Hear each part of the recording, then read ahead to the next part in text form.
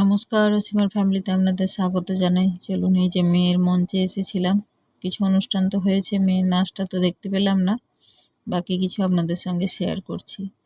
এই যে একটা ডান্স পারফরমেন্স হলো, খুব সুন্দর, কিন্তু দুঃখিত আমি গান দিতে পারবো না, কারণ কপিরাইট চলে আসবে। তো যাই হোক, পুরো ভিডিওটা দেখবেন, সব কিছু হয়তো দিতে পারবো না, আবার পরে দিতে হবে।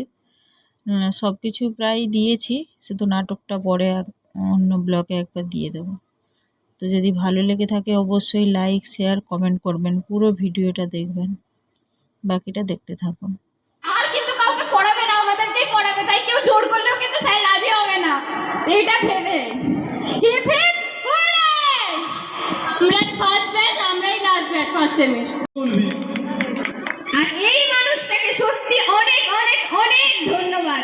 আমাদের ভেতর থেকে যে কিভাবে ট্যালেন্টকে বার করে সেটা আমরাই জানি। কত বকা খেয়ে, মার খেয়ে, ও সত্যি এত কিছুর পর তবে আমরা প্রোগ্রামটা চোখের সামনে দেখবেন সেই একটা সময় সমাজের স্রোতে গিয়ে সেও কিন্তু খারাপ হয়ে গেছে।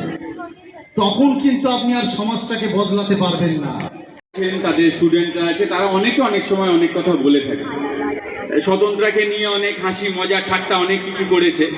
তবে আমরা স্বতন্ত্রা যারা এইভাবে বয়ে নিয়ে চলেছি স্যারের সাথে হাত মিলিয়ে। দুঃখজনকভাবে গানগুলো দিতে পারছি না, কারণ পারফরমেন্সগুলো খুব সুন্দর হচ্ছে, আর খুব সুন্দর সুন্দর গানে বলিউড, কিন্তু দিলেই কপিরাইট চলে আসবে, যার জন্য দিতে পারলাম না। তো ট্রফিটা আমি তুলে দিচ্ছি অরিত্রর হাতে, এবং বাকি সবাই থাকবে, সবাই ওর পাশে দাঁড়াবে।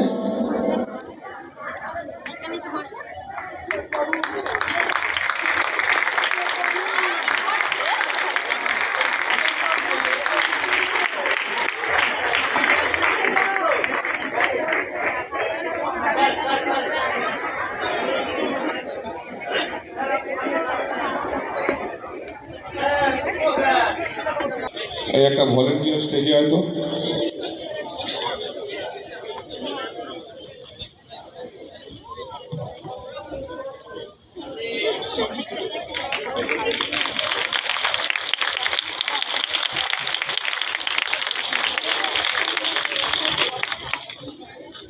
কোনো মাথা গরম করেন।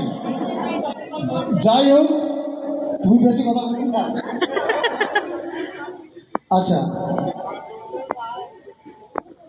এরপর আমি সিনিয়র মেম্বারসদেরকে বলবো একটু মঞ্চে আসার জন্য। সিনিয়র মেম্বারদের ক্যাপ্টেন আমাদের তন্ময়ের মতো আম্পায়ার থাকলে তো হারবেই না।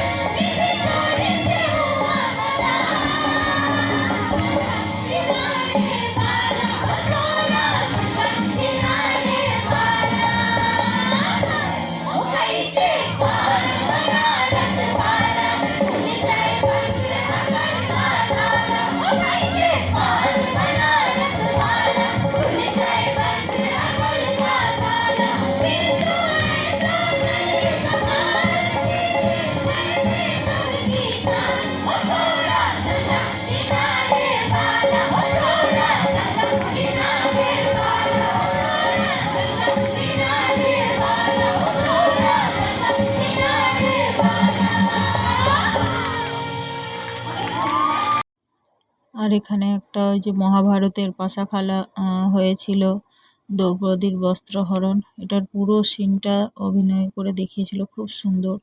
অ্যাকচুয়ালি দেখতে দেখতে চোখ দিয়ে জল বেরিয়ে চলে আসছিল, মানে এতটাই অনেক বড়। একটুখানি আপনাদের সঙ্গে শেয়ার করলাম, পারলে শর্ট ভিডিওই দেখিয়ে মানে শেয়ার করব। 438, অনন্যা দে প্রাপ্ত নম্বর 479,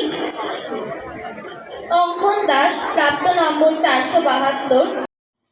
দেখলেন তো, কখনো স্যার প্রাইজ দিচ্ছে, কখনো স্যারকে প্রাইজ দেওয়া হচ্ছে, এইসব করে করে এই যে ফটোশ্যুট হচ্ছে, এগুলো সব স্যারের ছাত্র, কখনো কোনো পুরনো ছাত্রও আছে। এই স্বতন্ত্রা 17 বছর মানে পদার্পণ হলো, তো এই করে